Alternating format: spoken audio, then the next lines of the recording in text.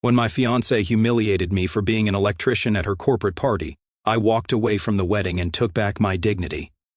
I've been sitting on this for a while, trying to make sense of what went down, but I eventually decided to post it. I, 30 male, work as an electrician. I'm not going to sugarcoat it. I love my job. Sure, it's not the kind of thing people put in movies or brag about at fancy dinners, but I've been working with my hands since I was a teenager, and it's what I'm good at. I didn't just stumble into this either. I worked hard to get here. I spent years going to trade school, juggling side gigs to afford my tools, and putting in long hours as an apprentice to learn the ropes. I had to prove myself every step of the way, especially in a field where your reputation can make or break you. I've spent countless hours mastering circuits, panels, and wiring, and there's something incredibly satisfying about fixing something broken and seeing it work again. Plus, I've built a pretty good life from it. I run my own small business where I handle everything from home repairs to custom lighting setups for businesses. It wasn't easy getting to the point where I could be my own boss, but it was worth it. Now I have a nice truck, loyal clients, and I'm saving to buy my first house. It's not flashy, but it's honest work, and I wouldn't trade it for anything. I've always been proud of where I am, but I'll admit I've had to deal with people looking down on what I do. You know the type. The ones who think real success is sitting in a cubicle or having a long title like senior executive something something. I thought my fiancée, Lisa, 30 female, wasn't one of those people. Lisa and I have been together for about 4 years. She works in corporate marketing, which is a world I don't really understand but always tried to respect. She's ambitious, driven, and polished in a way that made me feel like a regular guy standing next to a magazine cover. She's the kind of person who plans everything, from our weekend brunches to our 5-year goals. I liked that about her. I thought we balanced each other out. Me, the hands-on problem solver, and her, the polished go-getter. In the beginning, Lisa would tell me how much she admired my work ethic. She'd say things like, "I love how passionate you are about what you do," or "You're so good with your hands. It's impressive." I ate that up because it felt good to have someone in my corner, especially someone like Lisa who could have had her pick of any suit and tie type, but went out of her way to pursue me. I remember asking her once why she was so interested in me, and she said, "Because you're a real man." But now that I'm looking back, I think there were signs that she didn't really respect me or what I do. It's just that I ignored them. For example, there was this one time when we were talking about future goals, and I said I wanted to expand my business, maybe hire a couple of guys to work under me so I wasn't always on the job myself. Her response? "That's cute, babe. You'd be like a little boss." I laughed it off at the time, but now it feels like one of those comments that wasn't as innocent as it seemed. Then there was the way she talked about her own career.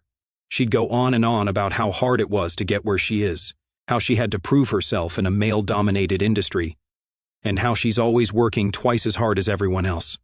Don't get me wrong, I respected the hell out of her hustle. But looking back, I realized she never really asked about my work in the same way. Like she never cared about the struggles I had running my own business, or the times I had to work 12-hour days in someone's attic during a heat wave just to make ends meet. Still, I never thought it was a big deal. I figured we just had different ways of showing support. She was all about big, flashy gestures, posting pictures of us with captions like "so proud of my guy," while I was more low-key. I'd show up to her work events, listen to her vent about her boss, and make sure she had dinner waiting when she got home late. To me, that was enough. Things started to feel off earlier this year, though. Lisa got a promotion, and suddenly her life became all about networking and corporate events. She started talking about her colleagues constantly. This guy who's a rising star in the industry, that woman who's such a powerhouse. I noticed she didn't mention me as much anymore. When I asked about it, she brushed it off, saying, "You're not part of that world, babe. It's not a big deal." That stung a little, but I let it go. I figured she was just caught up in the excitement of her new role. Then came the CO workers' holiday party. Lisa had been talking about it for weeks. She kept saying it was a big deal and that it was important I come with her. "You'll love it," she said. "You'll get to see the people I work with and the world I live in." I wasn't exactly thrilled about spending a night with a bunch of corporate types, but I figured it was important to her, and I wanted to be by her side, so I agreed. As the date got closer, I started to feel more and more out of my element. Lisa was planning everything down to the last detail: what we'd wear, what time we'd arrive, even what kind of conversations I should prepare for. "Just talk about your business," she said. "People love hearing about small businesses." That should have been my first red flag. Why would I need to prepare to talk about what I do? But again, I brushed it off. I wanted to be there for her, even if it meant stepping into a world that felt completely foreign to me. The night of the party, I put on my one good suit and did my best to clean up. Lisa looked incredible, like she always does, in this sleek black dress that probably cost more than my monthly rent. When we got to the venue, I realized just how out of place I was. The place was decked out with fancy decorations. Everyone was dressed to the nines, moving through the room like they were on a runway. I was trying my best to play along, even though this whole thing felt like stepping onto the set of The Office. But way less funny and way more fake. People were walking around in their overpriced suits and shoes, talking about brand initiatives and quarterly projections, while I'm just trying to keep my tie from choking me to death. Lisa was in her element, though. She was laughing, working the room, and introducing me to everyone like she was the star of the show. Honestly, I was kind of proud of her at first. I mean, she's good at what she does, and it's obvious her colleagues respect her.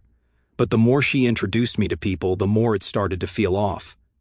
It started small. Every time she'd introduce me, she'd throw in some little comment that felt like a jab, like, "This is my fiancé, he's an electrician, he keeps things running around the house," or "If you ever need someone to fix your outlets, he's your guy." She'd laugh, and so would they, but I wasn't laughing. I brushed it off the first couple of times, telling myself she was just nervous or trying to be funny, but after the fifth or sixth time, I started to wonder if this was just how she talked about me behind my back. Anyway, Lisa and I were standing with a group of her colleagues when one guy, a real smug-looking dude in a tailored suit that probably cost more than my truck, asked me what I do for a living. I smiled and told him, "I'm an electrician. I run my own business. Simple and plain." Before he could say anything, Lisa jumped in. "Oh, he's amazing with his hands," she said with this overly sweet tone that immediately made me cringe. "He's like my little handyman at home. Anytime something breaks, he's on it. Isn't that adorable?" Adorable. That word hit hard. The way she said it wasn't affectionate, it was condescending, like I was some kind of pet she brought to show off. The group burst out laughing, and I just stood there, trying to keep my face neutral. Inside, I was fuming. I wanted to say something, but I didn't want to make a scene, so I just smiled awkwardly and nodded like I was in on the joke, but I wasn't. I was done. The rest of the night didn't get better. Every time we talked to someone new, Lisa found a new way to put me down. Whether it was calling me her fix-it guy or joking about how I probably didn't get their world of corporate marketing. At one point, I heard her telling someone, "Oh yeah, he's my little wires and pliers guy, like Bob the Builder, but less ambitious." I was standing there thinking, did she just reduce my job to a joke? I let it slide, trying to keep the peace, but it didn't end there. What really pissed me off was how casual she was about it. Like she didn't even notice she was insulting me. Or worse, she noticed and just didn't care. The way she looked at me when she made those comments, it wasn't love or pride, it was pity. Like I was some small-town guy who got lucky to be with her and should just be grateful for it. The worst part? Everyone else seemed to eat it up. They were laughing along with her like her insults were the funniest thing they'd ever heard. And why wouldn't they? In their eyes, I was just the blue-collar guy tagging along with the corporate queen. They didn't know me or what I'd built for myself. All they saw was what Lisa was showing them, someone to laugh at. By the time the toast happened, I was already checked out. Lisa stood up in front of everyone, looking like she owned the place, and started thanking her team for their hard work. I was halfway listening, just trying to get through the night without losing it, when she suddenly said, "And I want to give a special shout out to my fiancé." I looked up, thinking maybe she was going to redeem herself, but nope. "He's not exactly a corporate guy," she said, grinning like she was about to drop the funniest joke of the night. "But if anyone's dishwasher stops working, he's your guy." The room erupted in laughter. I sat there frozen as 100 pairs of eyes turned to me. My face felt like it was on fire. I looked over at Lisa, hoping she'd notice how humiliated I was, but she was too busy soaking up the attention. She was smiling like she just won an award for most entertaining toast. I couldn't take it anymore. I excused myself and stepped outside to get some air. My hands were shaking, and my chest felt tight. I replayed her words over and over in my head, each one hitting harder than the last. Not a corporate guy, your guy for power outages. What the hell had just happened? That wasn't a toast, that was a takedown. So I'm standing outside this ridiculously fancy venue, breathing in the cold air and trying to cool off. The sound of everyone laughing at Lisa's toast is still echoing in my head. I don't know if I'm more embarrassed or angry, or maybe a mix of both. I kept thinking, is this how she's always seen me? Like some handyman she picked up for convenience? A few minutes later, Lisa comes outside. She's got this big, oblivious smile on her face. "There you are," she says, like I'm some kid who wandered off. "Why'd you sneak out?" I look at her, trying to stay calm, but I can already feel the frustration bubbling up. "Do you have any idea how humiliating that was?" She blinks, clearly caught off guard. "What are you talking about?" "The toast," I say, my voice rising a little. "You basically turned me into a joke in front of your entire office." Lisa rolls her eyes like I'm the one being unreasonable here. "Oh, come on. It was just a joke. Everyone thought it was funny." "Yeah, because they don't know me," I snapped. "All they know is what you told them, that I'm some not corporate guy who's good for fixing their dishwashers. Do you even realize how disrespectful that is?" She sighs like she's talking to a child. "You're overreacting. It wasn't that deep. I was just trying to lighten the mood." Lighten the mood? I could feel my fists clenching at my sides, but I took a deep breath and tried to explain. "Lisa, I've worked my ass off to get where I am. I run my own business, I make a good living, and you reduced all of that to a punchline. How do you think that makes me feel?" Instead of apologizing or even trying to understand, Lisa crossed her arms and gave me this annoyed look. "I don't know why you're being so sensitive about this. It's not like I said anything untrue. You're an electrician. It's not exactly a glamorous job." And there it is. The truth. Plain and simple. I stare at her, stunned. "Wow," I said. "So that's how you really see me. Like I'm just some guy with a toolbox who's lucky to be with you." "I didn't say that. You're putting words in my mouth. All I'm saying is that you need to learn how to take a joke. This isn't about me, it's about your insecurity," she started to yell. My insecurity? I felt my blood boiling now. "This isn't about me being insecure. It's about you not respecting me or what I do. Do you even realize how condescending you sounded tonight? How condescending you always sound." Lisa's face hardened. "You know what? Maybe I do think you're overreacting, and maybe you should consider why you're so defensive about your job. If you were confident in yourself, you wouldn't let a little teasing bother you." That's when I realized we're not just having an argument. This is a fundamental problem.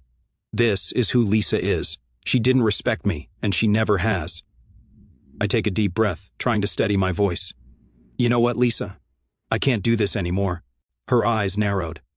"Do what?" "This," I say, motioning between us. "Us. This relationship. I'm done." Lisa stared at me like I'd just grown a second head. Then she laughs, a short, disbelieving laugh. "You're kidding, right? You're really going to break up with me over a joke?" "It's not just the joke," I said firmly. "It's how you see me. How you've always seen me. You don't respect me, Lisa. You never have, and I'm not going to spend the rest of my life being treated like I'm less than you just because I don't work in an office." Her expression shifted from disbelief to anger. "Are you serious right now? Do you even realize how ridiculous you sound? You think you're so special because you run a little business fixing people's wiring? Well, guess what? It's not that impressive." Her words were harsh, but they solidified my decision. I pulled the engagement ring off my finger and held it out to her. "Good luck finding someone you actually respect," I said calmly and firmly. She stared at the ring, like it was going to explode in her hand. "You're making a huge mistake," she said. "No one else is going to put up with your fragile ego." I only replied with, "Maybe not, but at least I'll have my self-respect." And with that, I turned and walked back into the party to grab my stuff, leaving her standing there in the cold with the ring still in her hand. The moment I stepped back into the party to grab my coat, the buzz of conversation and laughter hit me like a wall.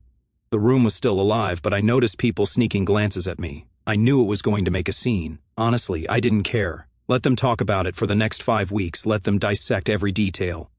I wanted this moment to stick with Lisa and everyone here. She'd spent the entire night tearing me down. Now it was my turn to walk out on my terms. As I reached for my coat, I heard the sharp click of Lisa's heels behind me. I knew she wouldn't let me leave without some kind of showdown. "You're really going to do this?" she hissed. She glanced nervously around, trying to make sure no one overheard. "Here? In front of everyone?" I turned slowly, locking eyes with her. I could feel all those curious glances from her colleagues, the way conversations were quieting as people tuned in. "Lisa, you already did this," I said, keeping my voice calm but loud enough for anyone nearby to hear. "You crossed the line, humiliating me in front of everyone. I'm just leaving before it gets worse." Her eyes widened for a split second before narrowing into a glare. "Don't be so dramatic," she spat. grabbing my arm with enough force to make my jacket wrinkle. Her nails dug into my sleeve as she tried to keep her composure. No one even noticed. "You're blowing this way out of proportion." I pulled my arm free and took a step back. "Really?" I said, raising my voice. "Because I'm pretty sure half the room wasn't laughing with you after your little toast. They were laughing at me, and you made sure of it." "That's not what happened," she snapped, her voice rising just enough to draw more attention. The hum of conversation around us dropped a notch. People weren't even pretending not to listen anymore. They were laughing because it was funny, she insisted, her cheeks flushed with anger. "You're the one who's turning this into a big deal." I took a breath, steadying myself, and let the silence between us hang for a moment. "Lisa," I said firmly, "you turned me into a punchline. You made it crystal clear how little you respect me, and now you're acting like I'm crazy for being upset. Do you even hear yourself right now?" Her face turned bright red, and not from embarrassment. This was pure, unfiltered rage. She crossed her arms. "You're twisting everything I said," she shot back. "I was trying to include you. You should be thanking me for making you part of the conversation instead of sulking like a child." "Thanking you? You didn't include me. You mocked me. You made me sound like some dumb handyman who's only good for fixing your lights. That's not including me, Lisa. That's tearing me down so you can feel better about yourself." Before Lisa could respond, a voice cut in. "Hey, is everything okay here?" I turned to see one of her co-workers, a woman in a crisp suit, looking uncomfortable. Lisa whipped around to face her, putting on the fakest smile I've ever seen. "Oh, it's fine, just a little misunderstanding," she said quickly, her voice an octave higher than usual. The woman glanced between us, clearly unconvinced. "Well, if you need anything..." She trailed off, giving me a sympathetic look before stepping away. Lisa's smile dropped the second her co-worker turned her back. "Do you see what you're doing?" she hissed, her voice dripping with venom. "You're embarrassing me in front of my entire office." I couldn't help but laugh, a bitter sound that cut through the room. "I'm embarrassing you?" I said, shaking my head. "You spent the whole night treating me like a joke, and now you're worried about how you look? That's rich." Out of the corner of my eye, I noticed a tall man near the entrance watching us. He looked familiar. Then I realized it was Lisa's boss. He didn't say anything, but the way he crossed his arms and leaned slightly forward made it clear he was listening. Lisa noticed him too. Her face paled, and her whole demeanor shifted. "Can we just talk about this later?" she said, her voice suddenly softer. "You're making a scene." I shook my head. That's exactly what I wanted. "No, Lisa, we're not doing this later. We're doing it now. I'm not going to spend the rest of my life with someone who thinks they're better than me just because I don't work in an office. I deserve more than this, more than you." Lisa's eyes darted between me, her boss, and the growing number of people pretending not to watch. "Fine," she said, her tone practically spitting venom. "Walk away. But don't come crying to me when you realize no one else is going to put up with your fragile ego." I couldn't help but smirk, shaking my head. "Cry to you? You're joking, right? I'm not the one who's going to struggle finding someone who respects me. I didn't say it out loud. I didn't need to. My silence and the look on my face said it all." While staring at her, letting her words hang in the air, I wasn't going to stoop to her level. Instead, I turned to leave. "Good luck finding someone who will tolerate you," I said. "Enjoy the party, folks," I said over my shoulder as I turned and walked toward the door. Behind me, I could hear the murmur spreading through the room like ripples in a pond. People were whispering, exchanging glances, and I caught snippets of their conversations as I passed. "Did you see that? What the hell was that about?" I knew she was a bit much, but damn. I didn't look back. I didn't need to. I knew the damage was done. Lisa wanted to be the center of attention, and now she had it. Not as the queen of the party, but as the woman who got called out in front of everyone. Let them talk. By the time I reached my car, I felt lighter than I had in years. I stood up for myself, and it felt damn good. Lisa could spin her story however she wanted, but I knew the truth, and so did everyone else who saw what happened. The days after the party were messy, to put it lightly. Lisa kept texting and calling me. They ranged from, "Can we just talk about this?" to full-on "you're acting like a child" and everything in between. I didn't reply to any of them. Honestly, I needed space. I needed to figure out what the hell just happened, and how someone I thought loved and respected me could treat me like I was a punchline. But Lisa wasn't the type to sit quietly. Oh no. By day 3, I started hearing from mutual friends. Apparently she wasn't content to just blow up my phone. She needed to make sure everyone else knew her side of the story too. "She's saying you flipped out over nothing," one of my friends texted me, like she's making it sound like you stormed out because you're too sensitive to handle a joke. Another one sent me screenshots from Lisa's social media. There it was, in plain sight. A post about how she dodged a bullet because some people can't handle a strong woman with a sense of humor. The comments were filled with her friends hyping her up. "You deserve better, he sounds so insecure. Good riddance." Insecure. That word kept coming up and it pissed me off every time I saw it. I wasn't insecure. I was tired. Tired of being belittled. Tired of being treated like I wasn't enough because I didn't fit into her perfect little corporate world. A couple of days later, I got a message that stopped me in my tracks. It was from one of Lisa's co-workers, someone I barely knew but who had been at the party. "Hey, I just wanted to reach out and say I'm sorry for laughing at that toast," she wrote. "Honestly, I always thought Lisa talked about you in a weird way, like she was settling for you or something. I didn't realize how bad it was until the other night. You didn't deserve that." That confirmed what I'd started to suspect. This wasn't just a one-time thing. Lisa had been looking down on me for a long time, probably since the beginning. I thought we were equals, partners. But to her, I was just the guy with the tools, someone she could control and joke about when it suited her. I started replaying our entire relationship in my head, picking apart every moment that felt off, like the time she introduced me to her parents and said, "He's not your typical corporate guy, but he's great with his hands." Or the time she told her friends, "Yeah, he owns a business, but it's like, small, not stressful like my job." How did I not see it? How did I not realize she was never proud of me, never truly respected me? The real cherry on top came about a week later. I got a call from Lisa's best friend, Jen. Now, Jen and I had always been cool. We weren't super close, but we got along well enough.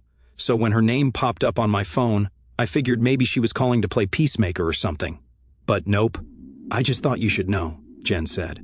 "Lisa's been telling people that she settled for you because she thought you'd be easy to control. She said she didn't think you'd ever leave her because you'd feel too lucky to have her." "She actually said that?" I asked, even though I already knew the answer. "Yeah," Jen replied. "I didn't want to believe it at first. But after what happened at the party, I'm sorry, man, you deserve better." I thanked her for telling me, but honestly, I didn't know how to feel. I mean, I was already done with Lisa, but hearing that, it was like adding insult to injury. This whole time, I thought I was building a life with someone who saw me as an equal, and she was treating me like some charity case. After the dust settled, it was like a switch flipped in my life. Lisa and I were done. No more texts, no more calls, no more fake apologies or attempts to spin the story. My life, on my end, was looking brighter. I threw myself into my work, taking on more projects, and I decided to sell my engagement ring and use the money to book myself a trip to the mountains. A place I'd always wanted to visit but never got around to because Lisa wasn't into rustic vacations. Turns out, sitting by a campfire and looking at the stars is a hell of a lot better than listening to people talk about brand synergy over tiny hors d'oeuvres. During that trip, I had a lot of time to think about what I wanted and what I didn't want. I realized I'd spent way too much time trying to fit into Lisa's world, letting her define my worth based on her shallow metrics. That wasn't happening anymore. Then came the ultimate bit of karma. About a month after the party, I heard through the grapevine that her antics at the party, and her behavior afterward, had caught the attention of her boss. Apparently, some of her CO workers had started talking about the incident, and it made its way up the chain. "She's been really tense at work," one of her colleagues told me. "It's like she knows people are talking about her behind her back, and it's driving her nuts. She even snapped at someone during a meeting last week, which is not like her." Another mutual friend shared a text from Lisa where she wrote, "I worked my ass off to get where I am, and now it's like one stupid night is all anyone remembers." From what I could tell, the realization was starting to sink in. She hadn't just lost me. She damaged her professional relationships too. The people who once respected her were now questioning her judgment. I didn't get all the details, but from what I heard, the higher-ups weren't thrilled about how Lisa represented herself. She was passed over for a promotion she'd been gunning for, and let's just say she wasn't happy about it. I won't lie. I felt a little satisfaction knowing karma had finally caught up with her. Not because I wanted her to fail, but because it felt like validation. Her attitude, her need to tear others down to build herself up. It wasn't just a problem in our relationship. It was who she was. However, these days, I'm in a much better place. I'm glad I ended the relationship before getting married and having kids involved, and each day I feel my decision was so right. I've expanded my business, upgraded my tools, and even started teaching an evening class to aspiring electricians. Sharing what I know and seeing people get excited about learning the trade has been a game changer for me. I've also reconnected with friends I drifted away from during my time with Lisa. Looking back, I realized how much of my life I'd centered around her friends, her interests, her goals. Now I'm focusing on what makes me happy, and it feels damn good. As for Lisa, I haven't heard from her directly since the breakup. She's still doing her thing, posting her cryptic quotes and probably telling anyone who will listen that she's the victim. But honestly, I don't care. The truth is, walking away from that relationship was the best thing I've ever done. It wasn't just about the party or the toast. It was about realizing that I deserve to be with someone who values me for who I am, not for how I fit into their narrative. If there's one thing I've learned from all this, it's that respect isn't optional in a relationship. You can't love someone you don't respect, and you shouldn't try to stay with someone who doesn't respect you. So, to anyone reading this who's in a similar situation, trust your gut. If someone's tearing you down instead of lifting you up, let them go. You'll thank yourself later. Thanks for sticking with me through all this. It's been a wild ride, but I feel like I'm finally back on track. And if anyone ever needs an outlet rewired, you know who to call.